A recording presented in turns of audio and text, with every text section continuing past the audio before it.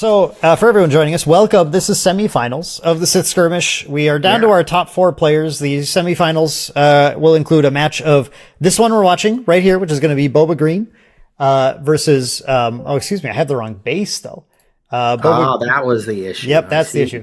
This is a 30 health base Boba Green versus a blue Han, who I also have technically the wrong base, although it doesn't actually matter. And it does the same thing. The other match that is going on is a Boba Green versus a old Han green, old Han yellow, which is a match we actually just watched in round 5, so we chose not to watch it again. Yep. Okay, and players are. We're determining our first player here. I'm just gonna put a little finally getting things underway here. Yeah, at last. I know it was at last. We had a number of issues. We had the stream dying. We had just issues getting the cameras to function. Stuff. It was good. I was able to finish all my food. Great. So if there was a win in that situation, is I was able to have a good lunch. Yep. We got Mercenary Gunship already on the screen. Dan anticipating that this card is going to come into play. You know, we have seen it a lot. So. Miss Cleo himself here. That's such like a boomer reference at this point. I am so old. All right. Let me get our command center up here too. So we have the correct base. There we go. 30 health bases. So we don't have to worry about tracking whether good or not old fair bases. Any of these have been used. Yep. A fair fight. Old fair. Yeah. A very fair fight we're going to have as Boba Command is on the table. Now, I do have to say that we have seen this match a couple of times already today. This is a common match in our event and in the general metagame. And it's an unpredictable match. One of the best things about this match is that you simply don't know who's going to win at any point. Audio is back to one side. That makes sense. Everything a little one-sided there. A little one-sided audio. Good old one-sided audio. All right. Audio's back to 2 sides. Back to mono. Okay, so yeah, we did have a Sabine Wren dropping, and we had a Cartel Spacer this time. Not as cool as and interestingly enough, it wasn't on turn 1, or it wasn't. Yeah, this is a turn 2. Turn 2, yeah. What an interesting hand! I must just, I have to say that's probably. I didn't check if he mulliganed, but that's probably. I don't know if Colby mulliganed, but I would have suboptimal start. And look at young Han off to the races. This time going with unless the hand was enough action after the second turn to warrant keeping it and not having a turn 1 play, which could be a thing. Turn 2 Kanan against some boards, including this one, is just... This one is really nice. It's quite a powerful high pressure start. We got 3 on Colby's base already there from that. We do indeed. Sabine. And we're going to have a waylay. He says, we're just going to delete that last turn. I wonder if we don't mind doing it again. But this time... We'll see what we have. We have a stronger play here. But this time we could potentially just replay the Kanan with no damage on him. Yeah. Or we could have another goodie. Maybe we have Poe. It looks like we're activating Han, so come on, Poe. Debating. It's a debate. The Poe is a little risky. So if you're thinking about it from Thomas's perspective, if he goes for a damaged Poe, it comes in with 4 health remaining. And then if Colby takes the initiative, he can snap kill it, yeah, he can potentially just like snap kill it next nice turn. Force throw. That's why we replayed the Kanan. That makes sense. Kanan to force throw. So we're gonna get a card out of Colby's hand here and probably lose that Cartel Spacer. I don't see a world where it doesn't get got here. I do. It takes only 2. That world. All right, okay, that's fine. Because No Good to Me Dead was discarded. No Good to Me Dead's probably a fine discard anyway. Yeah, No Good to Me Dead. It's like it's really good against leaders and later game stuff, but right now it's fine. It's Han's not the leader you need to No Good to Me Dead. It doesn't matter for him. It doesn't affect him barely at all. To say I do this, so this might leave some damage off the table. All right, let's see here. So we still have we actually get to untap with Kanan with the potential to be able to heal some of this couple of damage that the Cartel Spacer has dealt to the base so far. It's like 2. Just a meter 2 versus the 6 that Thomas has already got in there. Colby jamming in with that Cartel Spacer, putting 4 total onto Han's base. Yeah, really, but likely a chance to clear some up here. The problem with Cartel is just that, with a gunship or something, this would have started to get to be real damage a lot faster. But currently, it's not too hard for Kanan to just flip a card to negate the attack of this entirely. So as long as that Kanan exists, Cartel Spacer isn't getting anywhere. Yeah. We are on the Boba flip turn, though. So Boba's flip turn is sometimes quite impactful. Looks like Colby is maybe just trying to wait out some of these attacks a little bit so there isn't just like lethal for Boba sitting on board. I think there's just waiting out this Boba flip.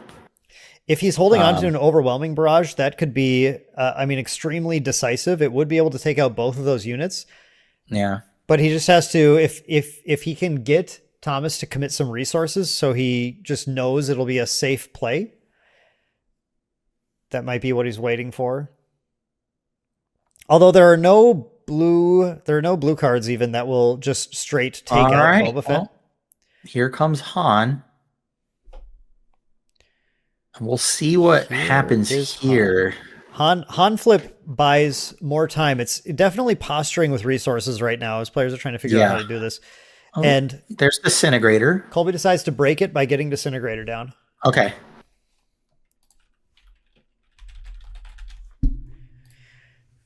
Kind of puts Thomas in an interesting position here.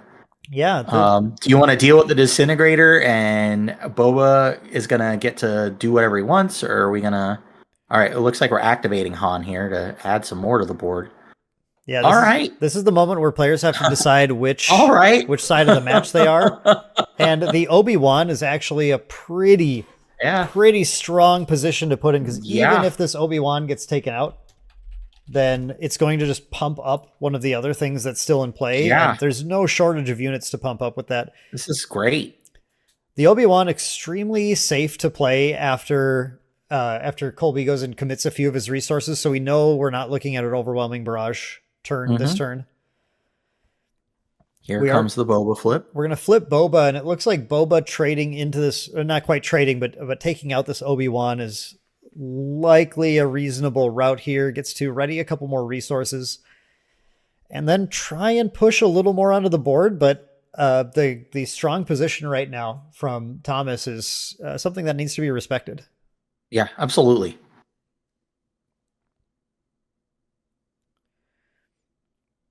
Sabine attack being considered. Sabine could take out the Disintegrator and could put damage on Boba Fett. There's actually there's kind of a cute little play here where you can attack into the Boba Fett to deal 3 damage to it, and deciding which Boba here.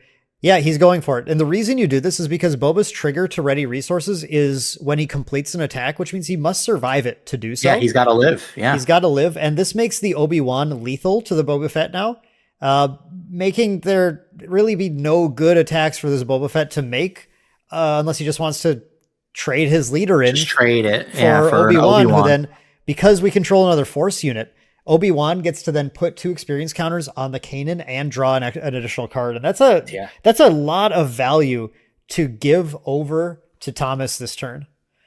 Absolutely. I guess the thing is, though, was the no good to me dead this turn? That was the or the discard. That was the I just saw Kanan. I saw Kanan like upside down, so I thought he was like froze up. All right. So the Kanan attacked into the Kanan actually just traded with the Boba Fett instead. Sure. And, did pitch an overwhelming barrage, which did heal 2 from his base as well. That's nice to see go in the bin if you're Thomas. Yeah.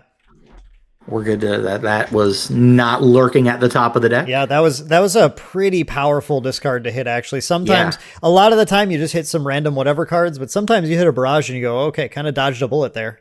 Right.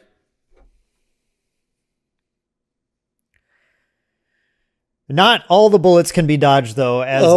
Because we had one in the chamber. It really felt like that with that last turn, though. It felt like Colby was just trying to find an opportunity to play this, but it just realized that there wasn't a good opportunity to. But now with the disintegrator in play, we can do the 5 damage, kind of take out the Han. Yep. Shuts down. It shuts down Thomas's ability to cheaply play something. But we take advantage. Well, at least we're not getting clunked in the. We don't lose all our units on that. No, and once again, taking advantage of the fact that Overwhelming Barrage does +2/+2 the unit, so that Fell the Dragon is now live. It's now in range, for sure. And another Sabine. After the Obi-Wan attack, bringing the base to 10 for Colby. And Thomas at a healthy 4 on his base. All right, here we go. Into the next turn. Going into another turn here, yeah, absolutely. The resources are starting to amass here, so now we're going to start getting into a little bit of the nastier stuff. But it's still Colby's, or excuse me, I keep mixing them up. It's still Thomas's game right now. Thomas, oh, for sure. Thomas holding on to that Obi-Wan is really going to give him a good amount of leeway where nothing is going to quite. Oh, here we go though. This is actually quite a good play. With the sort of the underworld Boba Fett strategy. There we go. We're going to see our first McClunky of the day. McClunky. You've been waiting for this. Yeah, we sure have. McClunky is going to do quite a bit of work here, able to bounce the Cartel Spacer, which will give Colby a much needed exhaust in order to kind of hold off some attacks a little later on, while also dealing with that Obi-Wan on board. Now, Sabine is not quite Force attuned yet at this point in the story, so she's going to get the +1/+1 counters, but is not going to get a free card for Thomas. Yeah. We'll still take that, though. We take them. Yeah, absolutely. We do take them, and then we crash in for quite a bit of damage as well. Yeah, I mean, this is fine. Not ideal, but we still got 3 cards in our hand. There's a Fett's Fire Spray. Real quick response here from Thomas with the Luke. See you later. Yeah, get that out of here. Yep, that is very unfortunate. Very, very unfortunate situation for Colby, because the fire spray could really give him a good advantage, but the fact that Thomas was ready to go with the Luke, even having lost his Obi-Wan already that turn, definitely keeps the ball in Thomas's court. Absolutely. But yeah, Thomas kind of checking all the boxes right here. Colby committing some amount of cards, but still, healthy on options here. 2 Overwhelming Barrage in the bin, though, and now a Fire Spray is a little troubling, but we're still fine. Yeah, it's a lot of. We need to start dealing. Plays. We need to deal with these ground units, though. Sabine, there's okay. We have a Maul trade into the Luke, just denying that restore 3 and the damage, of course. You have to expect that, Luke, but also you can't just not progress the board state and the game state, especially with that Sabine on the board. So, I mean, I think playing the Fire Spray is right, and if they have it, they have it. And there's that Spacer that we returned. Cartel Spacer, but no cunning units in sight. It looks like Colby just expected that he's not going to be able to kind of line up another yellow unit to be able to get an exhaust at the right time, because clearly Thomas's plan right now is just crash with Sabine for 5 as the first action every turn, because she is 2 attacks away from just finishing the game on her own. And there is an Obi-Wan again. A second Obi-Wan, making it even harder. Love this card. I love this card so much. Yeah, he is great. Very powerful Sentinel. Yep. This time with no damage already on him, meaning it's, we gotta deal with the full 6 in order to get rid of him. But there's there's Mauls in here, right? So there's Mauls in here. We just saw one. Mauls are good. This is where Vader is actually suboptimal compared to Maul in his ability Maul's ability to just immediately clear this off the board. With the Cartel Spacer as a nice target to be able to redirect some damage to as well. Yeah, I certainly don't. I mean, we don't love it, but at the same time, too, like the pressure that they were under right there, it's like, might as well put something on the board, and protects our Sabine, which is crashing in for a pretty hefty amount of damage. Yeah, the main issue is that, as we can see here, if that Obi wasn't on board, the Vader was lethal to the Sabine, but instead the Sabine is here to crack in. You need to find a phase 3. And also, we have no idea what's sitting in Thomas's hand, so it could have been the best play in that moment, or we're waiting for a play like, ooh. So we have a Fett, and again, I'm telling you, this Obi-Wan right now is just going to allow Sabine to win the game with nothing else at play from Colby. It's 2 attacks that he needs to land with it, and both of these are units that could kill Sabine, but that And Obi-Wan I is think we're going to just sit in pushing. the way. Yeah. Yep. You either got it or you don't. Now, another McClunky from Colby. Now Funky would be great. that'll change things, right? Yeah, the cunning play would have been rough if the deck had it, but we haven't seen it today. But we haven't seen Colby's list the first time we're seeing it today as well. So, all right, well, we're on the door. We got one to go. Let's see what we got. Cassian should wrap it up. All right, that's game 1 to Thomas. Yep. Cassian does indeed close things. That's Yep. really different than some of our earlier Fett and Han games, where this time Han just took a commanding lead right away and held it the whole time. Fett never able to quite put it together, but of course we kind of expected that, right? Because in turn we had a turn 1 take initiative, and then a turn 2 cartel spacer leaving a resource up was clearly just, it looked like it was a bad mulligan. Perhaps it just didn't not a bad mulligan choice, but an unfortunate mulligan into a hand that just didn't have the juice that it needed to really get anywhere. And as we mentioned earlier, Han, just a flexible deck, right? It has the ability to go super late and win the game against Fett, but also it has aggressive cards, and it has things like, Cassian, who can just come down and smack for 3 that turn if he wants to be able to close the door on the game before Fett gets a chance to try and establish control again. This is indeed Jason Toro, Emo Tempest. Mr. Emo Tempest himself. Well, hello, brother. Good to see you. So post board, how do we feel? Boba, I think, just needs to not get caught underfoot again. I think that overwhelming barrage was great, but there was no answer to that Sabine. The follow-up Obi-Wan was excellent. To kind of keep that, protect your QB there. Good coverage on Football Sunday. Make sure, because I'm sure you really love football and care about that.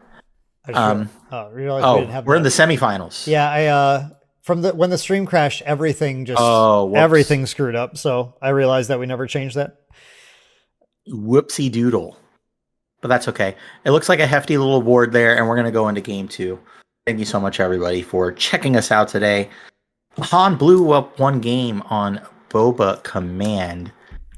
We will see if Han could take it in 2, or we're going to go to a 3rd game here. I think on the play, it should be with an ideal draw. Boba can do the Boba things we've seen all day, except for this game. Probably the first game where Boba kind of didn't just absolutely take off, except the time he got... Well, he did take off, but the other Han deck kind of had answers every time.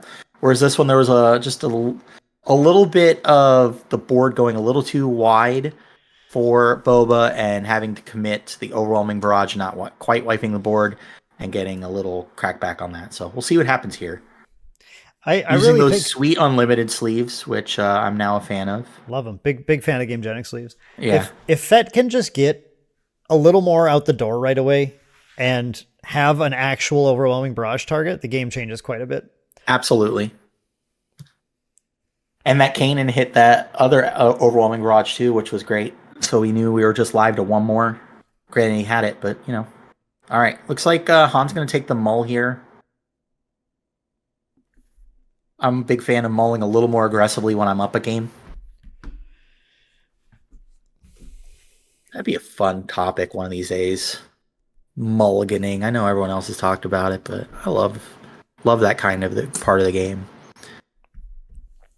Yeah, mulliganing is very interesting in Star Wars Unlimited. Yeah, for sure. A lot. I think not quite as interesting with Smuggle now, actually, but it's still very interesting. All right, here we go. Game number 2.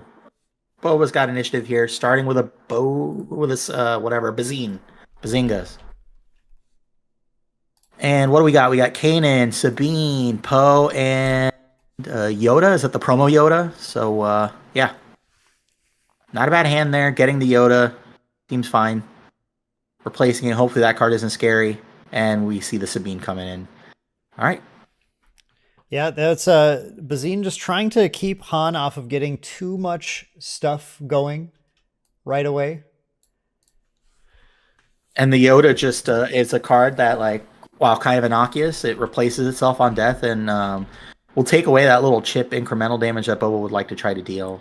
When you consider that, the Yoda's got to go eventually, denying it with Bazine is sort of just giving you the card that you were going to get from it anyway later, but then not having to deal with the body on board. Correct. And there's a disintegrator on time for Boba, and then Sabine swinging in. Yep, we've seen legendary Boba Fett quite a bit today. Yep. Going to be pretty solid in the board as it currently is, and also will make it so that if I was going to say Hardcast Cassian. Yeah, if young Han tries to cheat something in, the disintegrator might actually be kind of good against it. For example, this disintegrator matches really well against a damaged Kanan. But here, instead just goes to cast it. So that's awesome. Yeah, just puts out a Cassian at a 3/5. Kind of recognizing that. Yeah. That's fine. We don't need to put our better units into harm's way with the disintegrator until it's clear from the board. Now here's the Cartel Spacer doing quite a bit more work, right? Cartel Spacer actually just with a cunning unit already in play gets to kind of show itself off a little bit and reduce some of the pressure that Han's going to put on. Yeah. But as we saw earlier in the day, it's a little tougher to go late toe-to-toe against this Han deck and stand up to it unless the Boba deck is running like significant late game stuff. And I don't know if they're doing things like siding into reinforcements. And who knows? They did side in looked like 4 to 5 cards. So we'll see as the Han player drops a Kanan. Be interesting to see. I think that Boba... it'd be interesting to see if that Boba just decides to take out the Cassian. I would be surprised if it didn't. Yeah, it does allow Boba to cleanly trade with that and not trade, but clearly take it out and then live. Yeah, just kill it and live.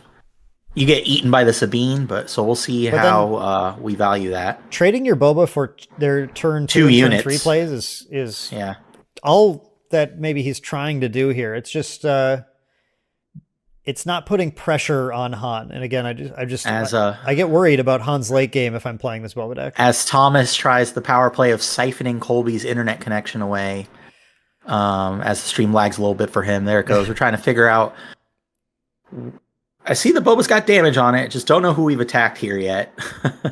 Looks like there's a 3 on there, so I'm assuming that's going into the Cassian. Yeah, it's a little bit of a debate right now. Or is the other stream... The other stream is frozen, unfortunately. So he countered by freezing his opponent's stream.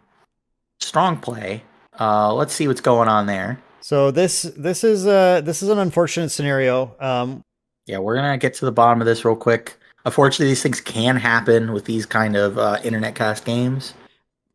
So let me fill the audience in on what's going to go on. So we're gonna get the judge in there. We issued some clear instructions about how this works in the tournament, both when people signed up and during the player meeting today. But if a player disconnects for any amount of time, the judge is to rule it as a game loss because it is the easiest way to cheat in an event by disconnecting your camera and then fixing your hand and everything. Yep. Not to say that's what happened at all, but it's to prevent those kind of things from happening for sure. Yes. So this will should be a game number 3 coming up shortly for you guys. Not the way we wanted to get to game number 3, but hopefully we won't have any more issues going into this game. So we are going to get our third and final game. Han with the initiative here. So hopefully that will make it favorable for him, and we keep connected, and nobody internet craps out, and everything is wonderful. Mine can crap out. That's fine. I'll take the bullet. That's fine. If anyone needs to, take me out. Like, I'll Whitney Houston, or I'll Kevin Costner their Whitney Houston, if anyone gets that reference. I certainly can say that I don't. You never seen The Bodyguard? Oh, my gosh. No, I haven't. But Jason, anyway, as you're saying earlier, perhaps Colby may be on the back foot in that game. It's always a little difficult to tell in this matchup. Yeah, possibly it was way too early to tell. And while it's unfortunate, perhaps a sigh of relief in his ability to get another shot at maybe a decent start. But he's going to start with more of a cleaner open. I think more of a cleaner open will probably be ideal here. That open wasn't terrible for him. No, the Bodhi, but there was also not a real high value target for that Bodhi. The hand for Han was middling for that point of the game. but efficient enough to keep pressure on and amass quite a board state through those draws. So we'll see.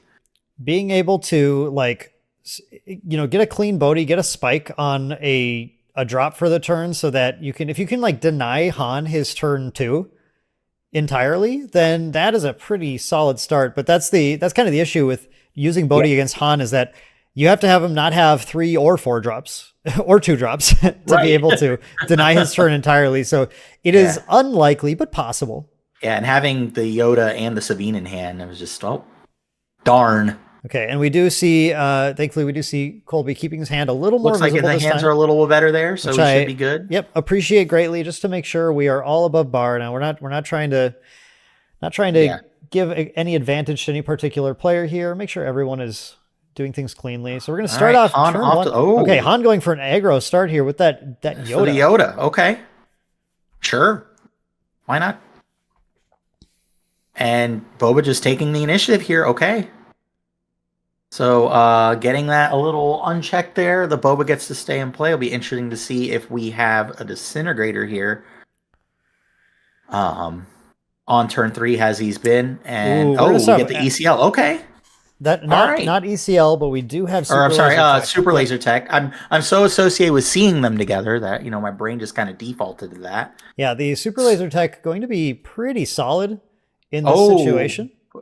But I was going to run into it got a lot worse. The village is here. It got a lot worse when the protectors arrived. Yeah, no kidding. Village Protectors putting in colossal amount of work today. Really, truly. Great card. Village Protectors very worried about Super Laser Technicians invading their home. Yeah, it's like shoving the nerds in the locker here, it feels like. It does feel a bit like that, yeah.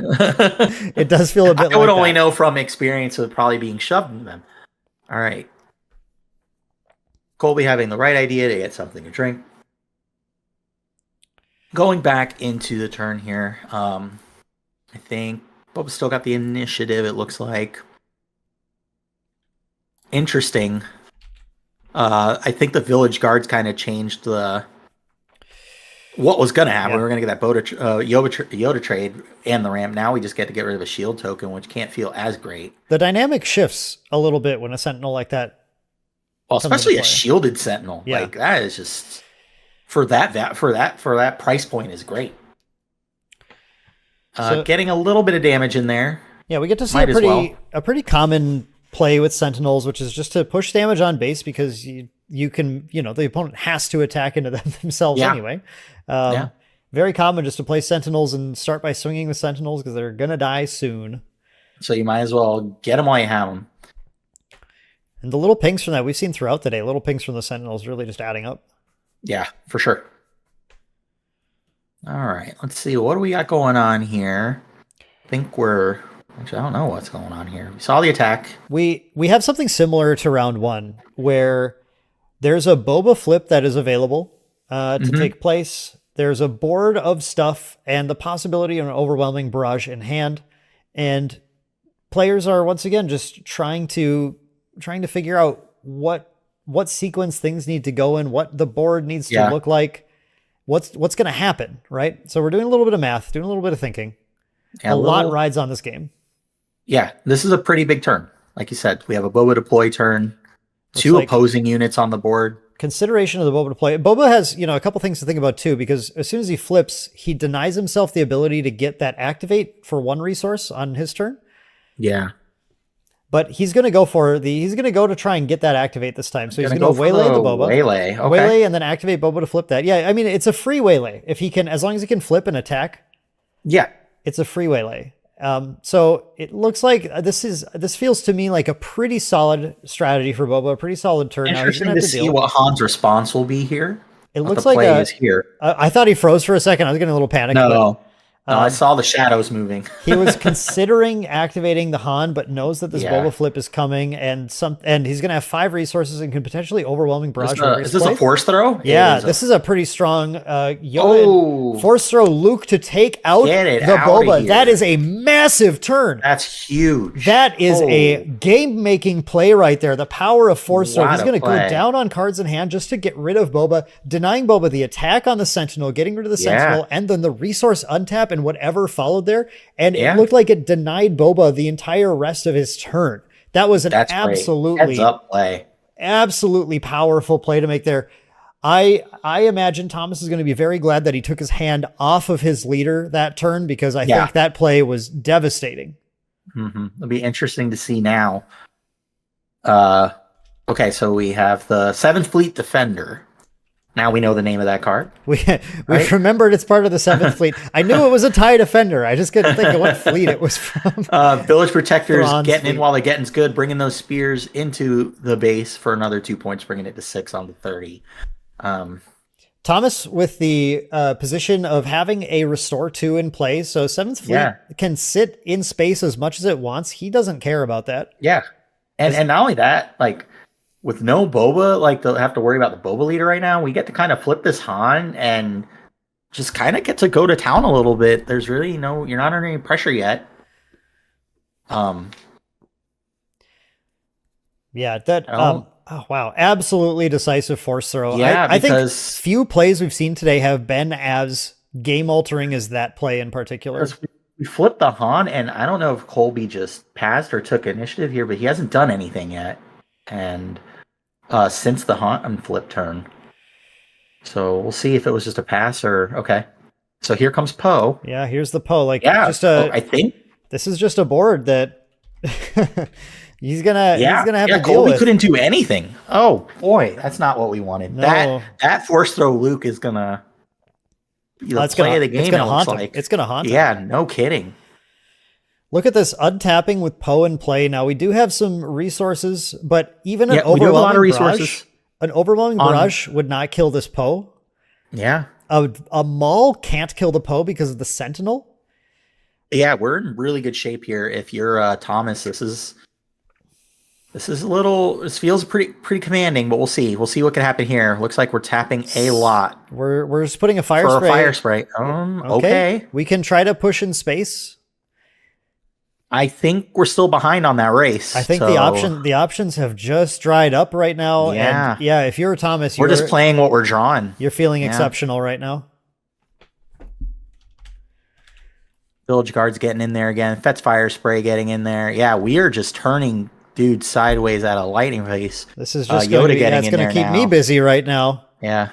That's for sure. I can't keep up with this.